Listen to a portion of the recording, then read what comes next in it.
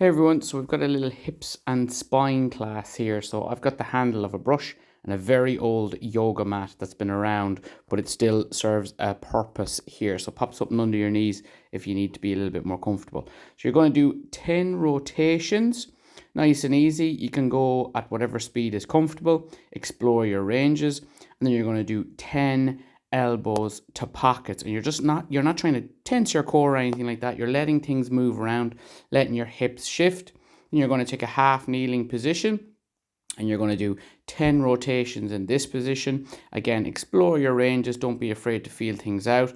And then, as we said, again, we're not bracing our core, tightening anything up, and we're doing elbows to pockets in this position. You're going to swap legs, and then same again, we're just doing rotations first and then elbows to pockets. This is an interesting one because a lot of people tend to feel, or maybe have been told, that they need to tense their core in these exercises or brace things or stop things from moving, but it's quite the opposite in these. We actually want to promote movements. You're not trying to block anything. From there, you're going to go into a standing position, and you're just going to go for your rotations again here in this position. I'm doing 10. You can do more if you like. You can do 15 or 20 in each position, no problem.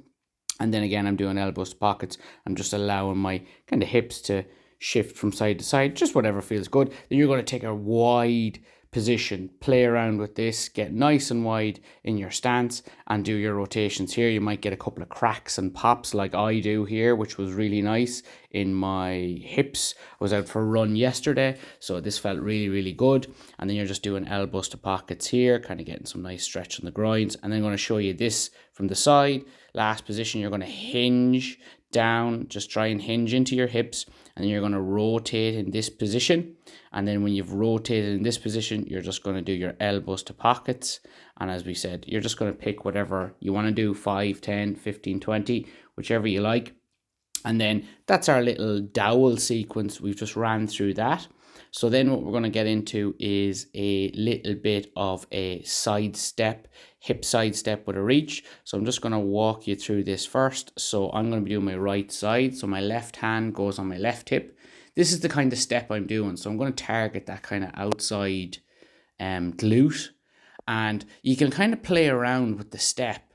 You're going to add a reach in. So this is the reach. So just add the step and the reach. So it's a step across on that left leg and then a nice big reach away. And we should start to kind of feel like we get a little bit of stretch and load starting to pop into the outside of that kind of glute and hip.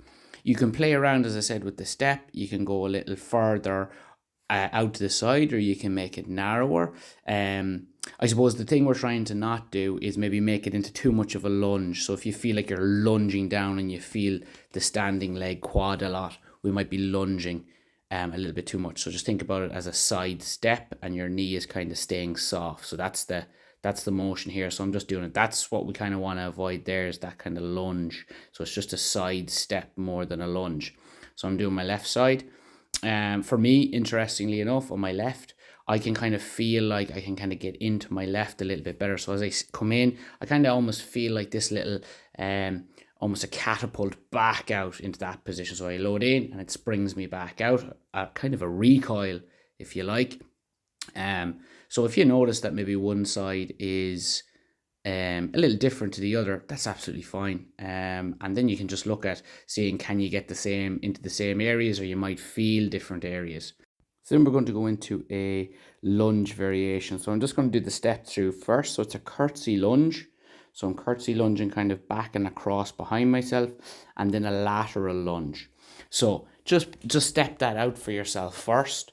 So it's a curtsy lunge like that, spouting out behind and across, and then a lateral lunge. And then what we're going to add to that is I'm doing my left side. So my right elbow comes towards my left knee. And then as I lunge across, my left elbow goes to my left knee. And you kind of feel that stretch into your groin. And then it's just stepping that out. Right knee, or right elbow to left knee, left elbow to left knee. So you're just stepping it out. It's okay if it's just a pattern for you to get used to.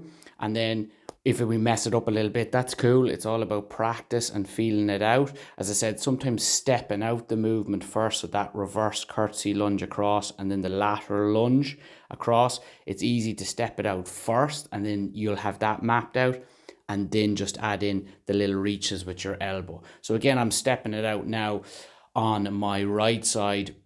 So I'm curtsy lunging across into my right side and then laterally lunging across into my left side. And then I'm just going to add in my elbow reaches. So you're kind of going to get this kind of opening, and then you're going to get the opposite as you come over. So we're going to kind of target and open up the hip on that bit, and then we'll probably get into a little bit, maybe feel a little bit of groin as you load and laterally lunge across.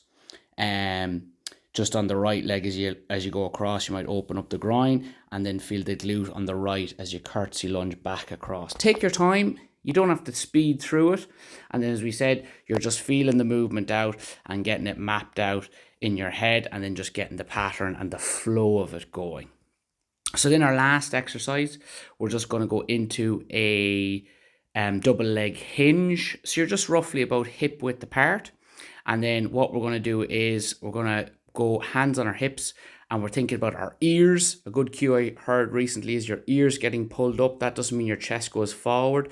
You're just thinking about your ears being pulled up, your head being lifted up off the top of your rib cage. So you're just got to keep length. Think about it as length through your spine. Hands on the hips, because this is a hip movement. It's not, don't want to be too squatted. So just a little bend of the knees. Don't lose the height and length in your spine. And then hands are on the hips so you can feel the hinge. So remember, the hinge is a hip movement. So we hinge into our hips, feel out this bottom position. Can we load, feel like we've stretched the shorts at the back? Can we get load down to the hamstrings and the calf muscles? Spend a second there, push back up to the top, and then just squeeze your glutes as hard as you can. 1, 2, 3. Let that relax. And then you're hinging again. Now, again, this is all practice, and we're just feeling this out and repping it out. So this might happen where you get pulled back in the bottom position. That's okay. Just feel out resetting so that you end up shifting your weight forward. That's where you'll feel that you've really gotten into the tissues at the back, the hips, the hamstrings, and the calves. And then, as we said, push back up to the top, 2-3 seconds squeeze. And then, as we said, we're back down again. As we said, this is practice. Feel it out, sending your hips back without getting pulled back in that position.